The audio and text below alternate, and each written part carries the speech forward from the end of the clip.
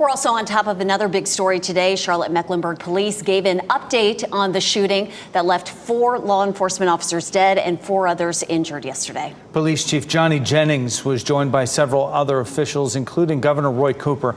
Michelle McConaughey was listening to that news conference. It wrapped up within the last half hour or so and joins us now in the WRL Live Center with that story.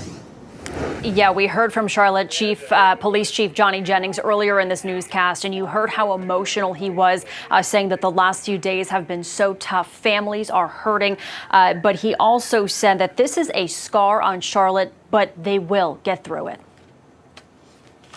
So this is certainly a tragedy that's going to impact, I would say, our country for a very long time.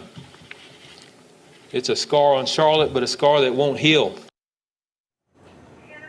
And we also heard from Governor Cooper as well. He asked North Carolinians to pray for those affected, saying that the state will be with the victims' families in the coming days, weeks, and of course, years ahead. Michelle, thanks. Now, at the top of the hour, WRL's Eric Miller spoke with people who lived in that East Charlotte neighborhood. Our team coverage of the deadly shooting in the Queen City continues with WRL's Monica Casey with additional information from that news conference. Monica. Jeff, within the last 30 minutes, we've learned more about what happened here. Take a look at the damage to this house behind me. The police chief says it's still being processed. There are over 100 rounds of casings. He says the suspect was firing from upstairs on both sides of the house. You can see the broken glass and bullet holes here. Police recovered an AR-15 and a .40 caliber handgun with ammunition for both.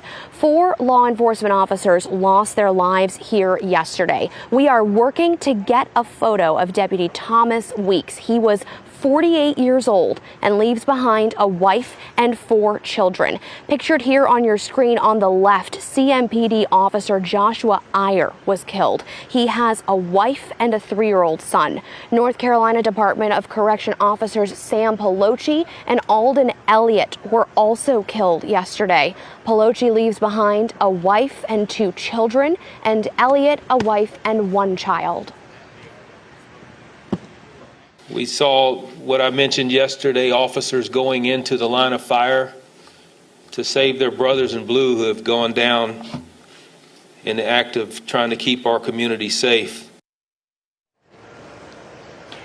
We are also learning more about the 4 CMPD officers who were injured yesterday responding to the calls for help here. 18-year veteran Christopher Tolley had surgery and is recovering. 3-year veteran Michael Giglio had a gunshot wound and was released from the hospital yesterday. Jack Blowers has been with CMPD for 1 year and he was also released yesterday. Joshua Campbell was treated for a broken foot and discharged this morning. Now, the police chief says the 2 women who were inside the house are cooperating and they are not looking for any more suspects or people of interest. We know one of those women is 17 years old. Jeff? Monica Casey, more details coming out of that heartbreaking story in Charlotte. Thank you for that.